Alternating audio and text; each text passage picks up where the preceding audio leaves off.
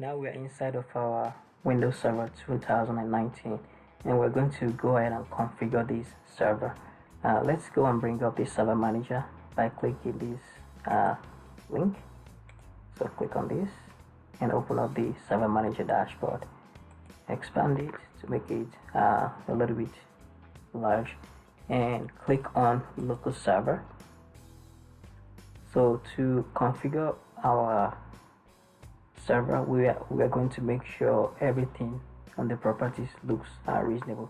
The first thing we want to do is to change our computer name. So click on the computer name and go to rename this computer. Click on change, and I'll give it DEV-100.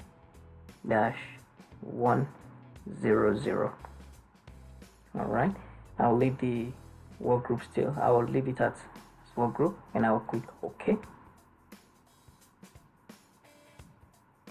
All right, we're not going to reboot for now because we have a lot to do. So we'll click OK. I'll click close, and we'll select restart later, and leave the next one as work group.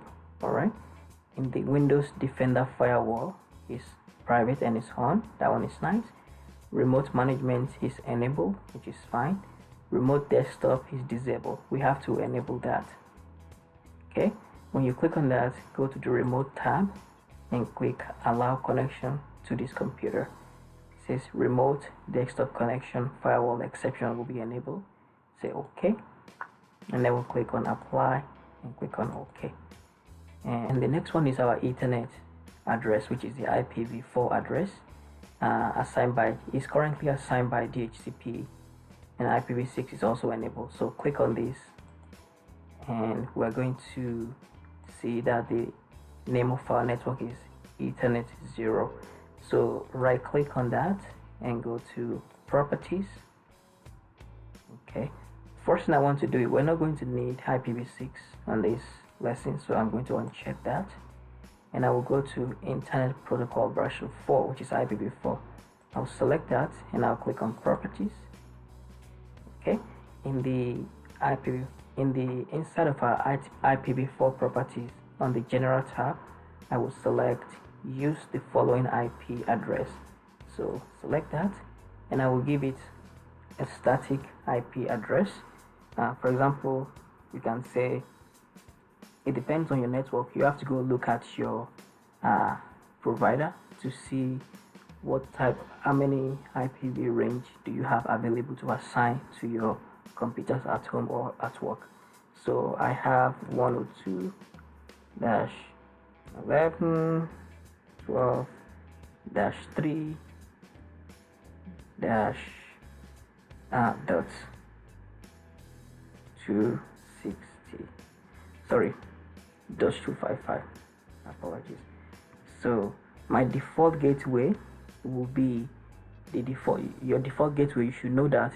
If you don't know, then go and check your ISP, your ISP document. So for example, mine is 100.278. My own gateway is 100.1.2.34.255. And on the next one, which is your preferred DNS server, 100.1.2, make sure you enter it as exactly as you enter your default gateway. 34 is a 255. All right, and alternate DNS server, you can just use random. In this case, I'll use Google DNS. Use 8-8-4-4. All right, and I'll click OK. I'll click yes, and I'll click close. Install update. You are going to make sure your update is installed. Click on that and make sure you configure that your update is always available. Okay, which is fine. And Windows update as well, turn it on. And so we're going to go just restart.